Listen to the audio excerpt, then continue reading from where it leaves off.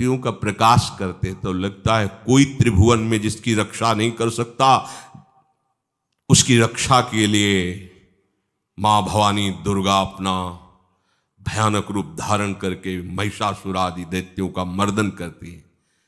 प्रभु है उस रूप में, दूसरा नहीं है। तो उनकी सामर्थ्य कितनी है?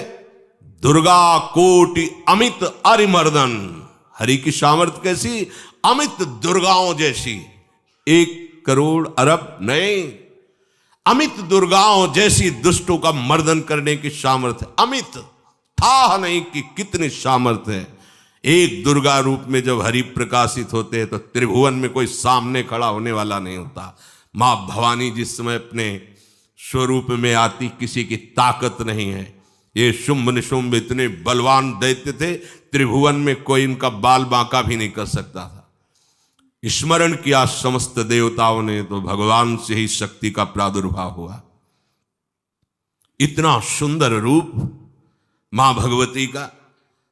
शुंभ निशुंभ के पार्षद घूमते रहते थे, उन्होंने देखा, जाके बताया कि आपके महल में जितनी सुंदरियां उसकी दासी बनने योग्य भी नहीं है, ऐसी सुंदरी का हमने दर्शन किया।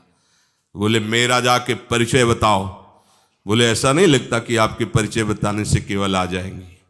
तो उनका अगर ऐसा नहीं तो केश कर्षण निर्धूता गौरवा मां गरिष्यति, उसके गौरव को धूल में मिलाते हुए बाल पकड़कर घसीट कर हमारे पास लाओ। मार्कंडेय पुराण। उनके पार्षद गए और बताया हमारे मालिक शुंभ निशुंभ है, उनका आदेश है कि आप महल में चलो और आदर सहित, अगर आप ऐसा ना करती हैं तो मैं आपका निरादर करते हुए बाल पकड़कर घसीटते हुए ले जाऊंगा। देवी जी ने मुस्कुरा दिया और कहा अपने मालिक से कह दो जाकर के कि हम उसी की आज्ञा पालन करती है जो हम पर युद्ध में विजय प्राप्त कर ले। वो जाके बोले हाँ वो तो मतवाले, त्रिभुवन में कोई जोड़ ही नहीं था। आए और उद्दंडता पूर्वक वचन बोलने लगे। माता जी ने कहा बस तब तक बोल ले जब तक मैं मधु का पान कर रही हूं, बस ये पान करते ही तेरी जीवन लीला समाप्त हो जाएगी। ऐसा ही हुआ। जो ही पान करके सिंह पर सवार होकर गर्जना की, सारा का सारा अहंकार धूल दूषित हो गया, काट के फेंक दिया। ऐसी अनंत अमित दुर्गाओं जैसी सामर्थ्य हमारे प्रभु श्री हरि में, अमित दुर्गाओं जैसी, क्योंकि अनंत शक्तियों के स्वामी हैं। उनकी लीला में क्यों में हो? अरे वो जब करुणा करते हैं, अपनी महिमा से उतरते हैं, तो भक्त जब ऐसे कर देता है तो डरप जाते हैं। माधवदास बाबा ने कहा नहीं चलना तुम्हें ब्रज में, हम तुम्हारी कहां तक सेवा देखेंगे, तुम्हें बाल भोग राजभोग। बाबा जी हैं, कभी मिला कभी यहीं रहो। वो बाबा आपके बिना नहीं रह सकते। दोबारा बोल नहीं पाए जगन्नाथ। ये सुन करके हृदय बलिहार होता है। ओ ऐसे सामर्थ्यशाली प्रभु अपने भक्त के प्रेम प्रणय पर भी कितना डरते हैं। ये भक्त नाच पड़ता है। ये कुतर्क की, संशय की वृत्ति यहां प्रवेश नहीं करती। दुर्गा कोटि अमित अरिमर्दन, अमित गिनती नहीं, ऐसी अनंत दुर्गाओं जैसी शक्ति हमारे प्रभु में विराजमान है। शक्र कोटि सत सरिष विलासा, आहा अरबों इंद्र जैसा विलास प्रभु में। अरबों, एक इंद्र त्रिभुवनपति है, अरबों इंद्र के समान प्रभु का ऐश्वर्य है। और नवशत कोटि अमित अवकाशा, जिस एक आकाश के लिए गरुण जी से कह रहे हैं कि मच्छर से लेके आप तक उड़ते हो पार पाए, बोले ऐसे अरबों आकाश के समान अवकाश है प्रभु में। मरुत कोटि सत विपुल बल, रवि सत कोटि प्रकाश, शशि सत कोटि सुशीतल, समन सकल भव त्रास। आहा अरबों पवन के समान महान बल है। अगर त्रिभुवन में कोई बल है तो पवन में बल है, वायु बल। बड़े बलवान देवता, बल में इनके समान कोई नहीं।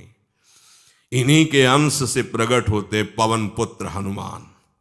और इन्हीं के अंश से प्रकट होते पवन पुत्र भीम, बेजोड़ बलशाली महात्मा। दोनों महात्मा बेजोड़ बलशाली। जेगिर चरण दे हनुमंता, चले उसोगा पाताल तुरंता। जिम अमोघ रघुपति कर बाना, ये ही भांति चले हनु। किलकार दे तो राक्षसियों के गर्भ गिर जाते थे, ऐसे महान बली हनुमान जी। और भीम का क्या कहला है? जब ये देव पुष्प उड़ करके आया और द्रौपदी जी को दिया गया, तो द्रौपदी जी ने कहा इसका जोड़ होना चाहिए इस पुष्प का। सबसे कहा पर किसी ने नहीं सुना। भीम ने कहा कहीं भी मिलेगा मैं इससे लाएंगे। ऋषियों ने समझाया कि आगे मत बढ़ो, ये यक्षों की भूमि है, युद्ध हो जाएगा और तुम्हें तैयारी करनी है हस्तिनापुर के लिए, और तुम इधर। वो सब दिव्य हैं, पवन पुत्र हैं। किसकी मां ने अपने वेग को बढ़ाया तो महाभारत में पढ़ के देख लो, इनके चलने के वेग से वृक्ष उखड़ उखड़ कर गिर रहे थे। ऐसे जब चल रहे थे तो चलने के वेग से वृक्ष उखड़ जाते थे भीम के। तो हनुमान जी ने सोचा किसी के समझाए तो समझेंगे नहीं, तो आगे पवन पुत्र ही बैठ गए, बूढ़े बानर का वेश लेकर, लंबी पूंछे से। मार्ग में मर्यादा है, किसी पशु को भी नहीं लांघना चाहिए। विवेकवान उपासक ऐसा नहीं कि कोई सो रहा है पशु भी आप उसे लांघ जाए, ऐसा नहीं। जो विवेक है, जो मर्यादा है, वैसे किसी सोते हुए को लांघना नहीं चाहिए। उन्होंने कहा है वृद्ध बानर ये अपनी पूंछ हटा ले और मार्ग दे दे, इस समय मैं विशेष कार्य के लिए जा रहा हूं। तो उनका जब कह ही दिया है वृद्ध, तो आप समझ ही रहे होगे कि वृद्ध में क्या ताकत होती। अब मेरी ताकत पूंछ हटाने की नहीं रह गई है, आपने तो वृद्ध ही कह दिया है, तो आप समझ रहे हो ना, आप पूंछ हटा लीजिए। कहा हमारी आज्ञा की अवहेलना करे, ऐसे उठी नहीं, दोनों हाथ लगाया, नहीं उठी, पूरी ताकत लगा दी। पवन पुत्र भीम की पूरी ताकत लग गई, पूंछ जरा से भी नहीं ली। हाथ जोड़ के खड़े बोले हम समझ गए हमारे बड़े भ्राता आप हनुमान जी हैं, क्योंकि ऐसा कोई बानर सृष्टि में पैदा नहीं हुआ कि मैं उसकी पूंछ ला हिला सकूं। मैं समझ गया। तो मुस्कुराए और बैठ के बोले हमारी आज्ञा मानो, इस मार्ग में मत जाओ, ये देव मार्ग है। ऐसे ऐसे सिद्ध हैं कि आपका अपराध बन जाएगा, आप साफ